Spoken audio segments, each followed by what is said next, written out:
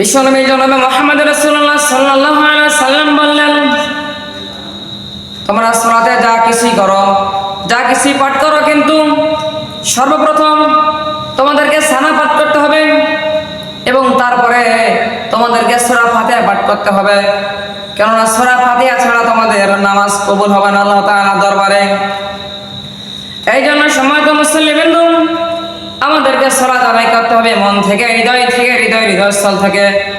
কেননা আমরা মুসলিম, আমাদের অনেক কর্তব্য, অনেক দায়িত্ব রয়েছে। তো এই জন্য আমরা সালাত আদায় করব মন থেকে, হৃদয় থেকে, এবং আমরা কোরআন পাঠ করব। কিন্তু সম্মানিত মুসলিম, আমরা তো কোরআন পাঠ করব, কিন্তু আমরা কোরআন পাঠ করতে জানি না, পারি না। তো কেন পারি না? এটা আমাদের মনে আকাঙ্ক্ষা, চেতনা, ভাবনা রাখতে হবে, কিন্তু এরকম চিন্তা ভাবনা আমাদের মনে কিন্তু নেই। সম্মানিত উপস্থিতি, এরকম চিন্তা আমাদের ভিতরে রাখতে হবে। কেননা আল্লাহ তাআলা বললেন, তোমরা দুনিয়াতে যা কিছু করো না কেন, আমি আল্লাহ তোমাদের বিচার করবই। তোমরা যদি অন্ধকারে গিয়ে লুকিয়ে থাকো, আমি কি আল্লাহ দেখতে পাবো না? অবশ্যই দেখতে পাবো, কারণ আমি আল্লাহ, আমি তোমাদেরকে সৃষ্টি করেছি। সম্মানিত উপস্থিতি, আমাদেরকে ভাবতে হবে। ধরে নেন, একজন বিজ্ঞানী যখন একটি রোবট তৈরি করে, ওই বিজ্ঞানী কিন্তু বলতে পারবে ওই রোবটটিকে কোন প্রসেসর, কোন প্রজেক্টর দিয়ে তাকে তৈরি করা হয়েছে। তাহলে সম্মানিত উপস্থিতি, এখানে আমাদেরকে ভাবতে হবে, একটি বিজ্ঞানী যদি একটি রোবট তৈরি করে, ওই বিজ্ঞানী যদি বলতে পারে যে তাকে কোন প্রজেক্টর দিয়ে তাকে তৈরি করা হয়েছে, তাহলে আল্লাহ তাআলা কেন বলতে পারবেন না? তাহলে আল্লাহ তাআলা কিন্তু আমাদের ব্যাপারে সব কিছু বলতে পারবে। পায়ের দাম থেকে মাথা চামচি পর্যন্ত আল্লাহ তাআলা সব কিছু বলতে পারবে। আমরা যদি অন্ধকারে গিয়ে যদি আমরা বিড়ি খাই, আল্লাহ তাআলাকে ধরতে পারবেন না? অবশ্যই পারবেন। তো আমাদেরকে দুনিয়াতে বাঁচতে হলে, টিকতে হলে আমাদেরকে আমল করতে হবে এবং আল্লাহ তাআলার ভয় করতে হবে, নয়তো আমরা কিছুই করতে পারবো না। তো সম্মানিত উপস্থিতি, আমরা যা কিছুই করি না কেন, আমরা সালাত ঠিক মতন সুন্দর করে ভালো করে আদায় করব। কেননা এই সালাত ছাড়া কিন্তু আমাদের কোনো উপায় নেই।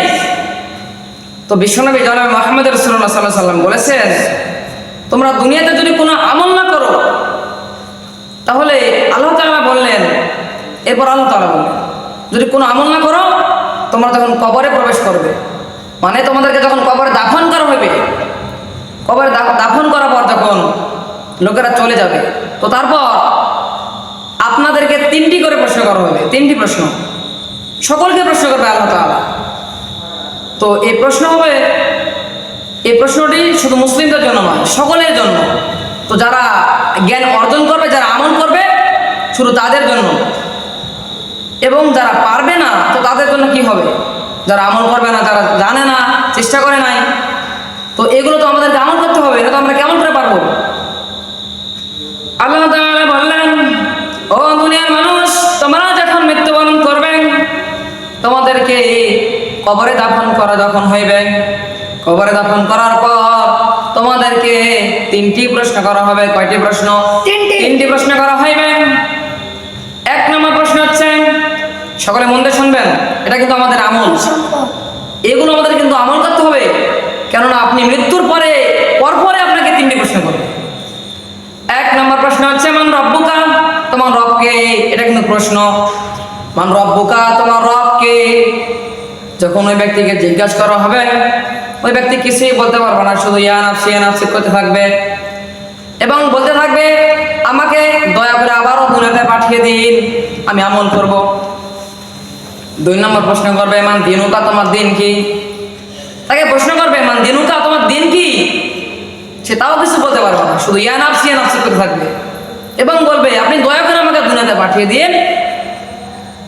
এবং 3 নম্বর প্রশ্ন হচ্ছে সর্বশেষ প্রশ্ন, মান নাবিয়ুকা, তোমার নবীকে? আপনারা জানেন আপনাদের নবীকে? হয়তো জানেন না। তো যারা জানেন না, তাহলে তারা কি করবেন?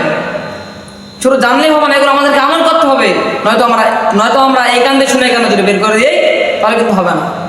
সম্মানিত উপস্থিতি, আমি আপনাদের মাঝে 3টি প্রশ্ন বললাম। এবারে এই 3টি প্রশ্নের উত্তর। 1 নম্বর প্রশ্ন হচ্ছে, মান রব্বুকা, তোমার রবকে? এবারে উত্তর হচ্ছে, মান রব্বুকা, আমার রব হচ্ছে একমাত্র আল্লাহ তাআলা। মান রব্বুকা, আমাদের রব হচ্ছে একমাত্র আল্লাহ তাআলা। আল্লাহ তাআলা একক ও অদ্বিতীয়, আল্লাহ তাআলা একক, আমাদের রব কিন্তু একজন। এবং 2 নম্বর প্রশ্ন হচ্ছে মান দিনুকা, তোমার দিন কি? মান দিনুকা, আমার দিন হচ্ছে ইসলাম। আমাদের দিন কি? ইসলাম। ইসলাম। এবং 3 নম্বর সর্বশেষ প্রশ্ন করবে মান নাবিউকা, তোমার নবী কে? আপনাকে প্রশ্ন করবে, আপনাদের সবাইকে, মান নাবিউকা, তোমার নবী কে? মান নাবিউকা, আমার নবী হচ্ছে হযরতে মুহাম্মদ রাসূলুল্লাহ সাল্লাল্লাহু আলাইহি ওয়াসাল্লাম।